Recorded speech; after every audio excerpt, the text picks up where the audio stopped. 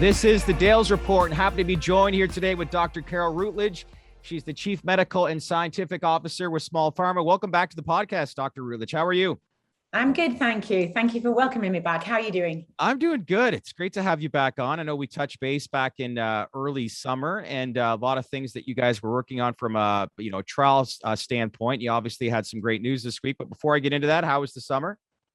Summer is great. English weather has not been particularly brilliant, but apart from that, no, not really. We've had a really wet summer, but we can't complain. Last summer was absolutely scorching. So that's England for you.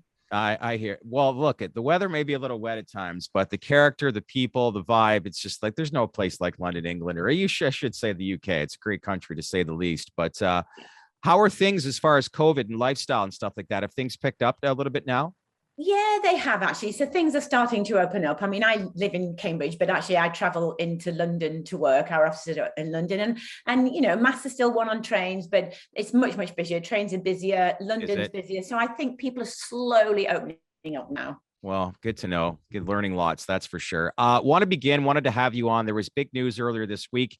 Small Pharma announced successful completion of the phase 1 part of the combined phase 1/2A clinical trial related to DMT for major depressive disorder. So let's first learn what this announcement means, why it's significant, and get an understanding of the process of it all. Yeah, I'm happy to talk about that. So earlier this year, January, actually, we initiated our combined phase 1, phase 2A study and dosed our first subject in February. The reason that we've combined those two studies together is that once you obtain data from phase 1, then you can roll straight over into phase 2A without having to get approval from MHRA. So the phase 1 component of the study was really evaluating the safety, the tolerability, and the pharmacodynamic effects and the PK. Happy to explain those if you want, in healthy volunteers. Psychedelic naive healthy volunteers were selected for that study because we expect a lot of patients when we move into the phase 2 part of the trial to be psychedelic naive. And so we had to look at tolerability in those subjects. And essentially what you do is you evaluate increasing doses of DMT with therapy in different groups of healthy subjects. And we've done that. And our aim really was to identify doses of DMT with therapy that would elicit a full psychedelic experience, so a breakthrough psychedelic experience in all subjects, but that was safe and well tolerated. Wow. And really the announcement is that we have done that. So we have finished the cohorts of healthy volunteers in the first part of the study. We have doses that elicit a full psychedelic experience. They're very safe, very well tolerated. And so we can now take a dose into phase 2A. And the phase 2A component has now started. This is a proof of concept study. And by that, I mean, it's the first study that's going to evaluate the effectiveness and safety and tolerability, but importantly, the effectiveness of DMT with therapy in patients with major depressive disorder. Interesting. That's why it's a proof of concept study. Yeah, that is big. What's this say about the compound DMT? Because as you and I have discussed off camera in the past, psilocybin tends to get a lot of the attention within this space right now in the early days, but you are a DMT leader, especially in this space. But what's this say about the latest trial results? And most importantly, for the overall, complexion, I guess, moving forward for a compound like DMT? Yes, you're right. So I think research into psilocybin has gone on for a lot longer than DMT. So DMT is kind of the next generation drug, and that's why it's so important to be leading or completing the first healthy volunteer trial looking at DMT assisted therapy, and more importantly, starting an efficacy trial in MDD patients. So, there's some clear differences between DMT and psilocybin. Clearly, they're both psychedelics, but actually they do hit different receptors. They both hit phase 5-HT2A, 5-HT1A, but they hit, I guess, the pharmacology is slightly different. They elicit a slightly different psychedelic experience. And importantly, the psychedelic experience induced by DMT is much, much shorter than psilocybin. So the psychedelic experience lasts between 20-25 minutes. And the reason we selected DMT was essentially for that, plus the academic research that showed that even though it has a much shorter psychedelic experience, mechanistically, so that's in terms of how it works, it does at least the same as what psilocybin does but psilocybin takes 4 to 6 Right. hours to do that. So it really increases the clinical flexibility. It really allows that dosing with therapy to be of much shorter duration for patients. So you made a strategic decision to focus on a compound with a shorter duration. So fast forward, as this industry starts to mature and we're, let's say 5 years down the road, do you think that plays an important factor for consumers down the road? If so, why? Yes, I do think it plays an important factor, but let me just clarify something. So it has a shorter psychedelic experience or duration of psychedelic experience, but we do not expect that to mean that the duration of effectiveness or the duration of efficacy is any shorter than psilocybin or any other compound. Gotcha. But that's why we feel it's important. So we think that from a therapeutic point of view, it will do at least the same as psilocybin. So it should have effectiveness as an antidepressant. But that short duration of activity means that patients can go, for example, into a health clinic for dosing, have the dose with the wraparound therapy, and that is a much short, they will be in clinic for a much shorter period of time. But it should do at least exactly the same based on mechanistic studies. So if it's more an extreme psychedelic experience at a shorter duration of time, DMT, like what was the trials? Because you were talking about the certain amount of dosages. So if you have to obviously keep that in mind when you're doing these phase 2/1A combined trials, what's the overall process? Like, help me understand if it's a more extreme compound in a shorter period of time and duration, how do you kind of manage that when you're doing these trials? Yes, I wouldn't say it's more extreme. It is the psychedelic experience is more intense, but Intense, and that was sorry. the reason that we no, that's fine. That was the reason that we did this phase 1 study. We really wanted to understand if something that was more intense but of much shorter duration was well tolerated in healthy volunteers, and that would indicate how well tolerated it's likely to be in patients. The psychedelic experience is different, it is more intense, but actually it was really well tolerated. And that's why the results of this trial are so important. A number of I guess organizations and we get asked by investors, DMT isn't going to be very well tolerated, is it? Because it is more intense. Actually, it is really well tolerated and it's very safe. We didn't see any serious adverse events in our study. We saw a few mild ones, no different from any other trial, but importantly, it's really well tolerated. So yes, it's more intense, but I think that helps. So a higher intensity, shorter period of time means that therapeutic potential is really there, but it also means that clinical flexibility is also really there, and that will really help patients and reduce the burden to patients of treatment. Well, when we look at the maturity of this industry and more data is being formed and we're looking at different compounds and the effects of them all, talk about some of the advantages that, you specifically being a DMT leader, what advantages that will mean for the company and the data that you collect as we get further and further down the road versus other companies. It seems that, like I said before, have a strong focus on psilocybin. Yeah, so I've mentioned why we selected DMT, the flexibility, the academic research demonstrating mechanism of action. But then we need to do what everybody else does, in that we need to do phase 1 study. We've now completed that. The phase 2A component, first proof of efficacy, we will complete that by first half of next year. But the way that we're doing our phase 2 proof of concept trial is we are including different dosing regimens so that we can inform phase 2B.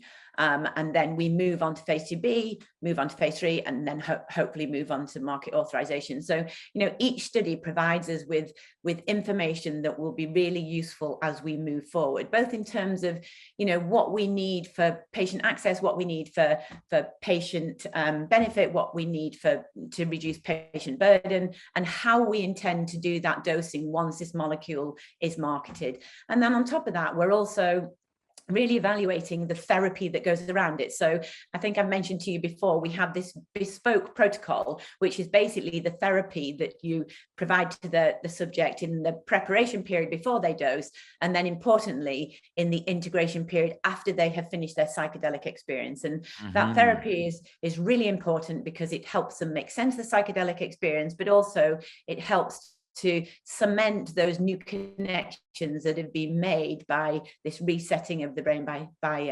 DMT. So I guess each trial informs us as we move forward to market authorization. You know, what's incredible is I sat down with a doctor just about 2, 3 weeks ago, and he was saying back in 2006, when he got into the psychedelic space, there was on average one clinical trial in the entire industry per year. And just hearing you talk about, you know, a lot of the latest results and a lot of the information and research that's being conducted, with your rich history, you know, in the background, the medical field, how much, I don't want to say excitement, but how much growth are you seeing in such a short period of time within this industry with your experience so far being with the company? Yeah, so we're seeing a significant excitement around this area, and you know, this area is quite new to me. I mean, drug discovery, drug development in psychiatry and neurology is absolutely not. I've been doing that for a few decades now. Yeah, yeah. But actually, I've only been working in the psychedelic assisted therapy field since I joined Small Pharma just under a year and a half ago. You know, and when I came to interview with Small Pharma, I knew very little about this area, and in fact, there weren't a lot of studies ongoing. But since the period of when I joined to now, I mean, it's exploded. So I think people are lots and lots of organizations, patients as well, which is really important, are really interested in this treatment approach. And I think the reason they're interested is that, you know, there is a hope that it offers a different type of treatment. It, you know, the idea of psychedelic assisted therapy is that the psychedelic really opens up the mind and kind of resets the brain to receive therapy, and therapy is so much more beneficial. But also, for the first time, I mean, I appreciate esketamines out there and ketamine are out there, but for the first time, you're going to have a rapidly acting antidepressant. You know, most of antidepressant treatments take a number of weeks to start to show benefit. This should be almost immediate. And then on top of that, a single dose treatment should provide a durable treatment, so a durable antidepressant effect. By durable, I mean over a number of months. So it's kind of a different paradigm. It's a different paradigm completely. Well, I was going to ask you, what do you think your biggest takeaway has been so far? But I just think there's too many moving parts, because you just outlined a number of important things. And I think the biggest thing is, like you said, as we've talked in the past, it's just COVID is really, you know, it's like ripping off the Band-Aid and exposing everything. I think we were already going down that road to begin with, but now that we're in this pandemic and have been, you know, we've discussed this in the past where, you know, times have changed. We've crossed a line that we're not going to go back. And this is the hope that I think a lot of people, where I believe, you know, this industry is poised to change the entire healthcare system, because, you know, we can't keep going down the road that we've been going on, right? Yeah, we can't keep going down the road we've been going on. Saying that, you know, if a treatment's on the market, they are effective, but a lot of patients go underserved, so they're not effective in everybody. And I don't want to say this is a panacea and that this is, you know, going to completely, totally change everything. We have to go through the clinical trials. We have to demonstrate efficacy. We have to demonstrate safety and tolerability.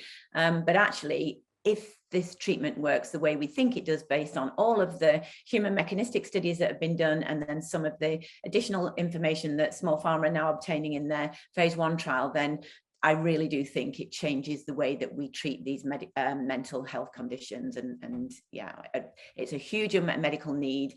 It's really, you know, I feel really excited that we're working in this area. We're looking at something different. You know, I've worked on some of those marketed molecules before. I've worked on SSRIs. I've done a number of human clinical studies on those, but I do think this is a really different approach. I really do.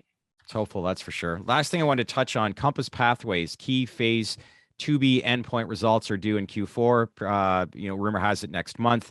Many expect them to have obviously a large effect on the industry in either direction. So saying that, do you think investors should extrapolate anything, since both psilocybin and DMT on similar receptors have similar modes of action in the human brain? So I don't think it would be wrong to extrapolate, though clearly we have to obtain our own data. I mean, you know, as I mentioned before, they're both psychedelics. They both have activity at some similar, some slightly different receptors, but importantly, they both mechanistically. So in the imaging human trials that Imperial College and UCL have conducted, they mechanistically do the same thing. So their mechanism of action is very, very similar. So it wouldn't be wrong to extrapolate from one to the other, but there could still be additional benefits of DMT, you know, until we complete these trials in both MDD and different indications. It may end up being that psilocybin is better to treat some conditions. DMT is is much better to treat other conditions. So I think we really need to start profiling these treatment paradigms over a number of different conditions to both understand the similarities, but also importantly, to understand the differences that these treatments give. And then on top of that, we really have to look at the patient and what the patient wants, and the burden on the patient, and the in-clinic treatment, the in-clinic paradigm. So there are lots of different moving parts, you're right, before we can really understand the advantages, disadvantages of the various different psychedelic assisted therapies that are in development at the moment. Lots of learning going on, isn't there?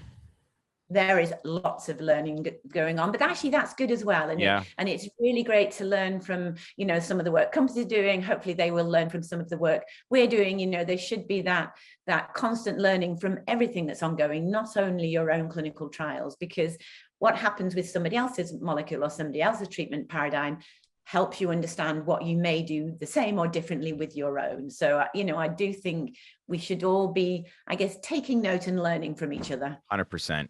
Well, that's the great thing I find about this industry, is that you do hear a lot more and more about people working with each other and applauding the research that's being conducted, all for one common cause, which is obviously to help people with mental health and various other conditions. Listen, I appreciate obviously you checking in with us here this week. Great news, obviously, congrats. And obviously we'll keep in touch with you, but big news. And we look forward to obviously seeing when phase 2A trials get underway and continue the overall journey of the research that you're conducting with DMT. That's great. Thank you very much. Thank you for letting me on the program. Yeah, thanks, Dr. Routledge. Let's keep in touch. Yeah, we will. Okay, thank you. Bye-bye. Bye-bye. Bye.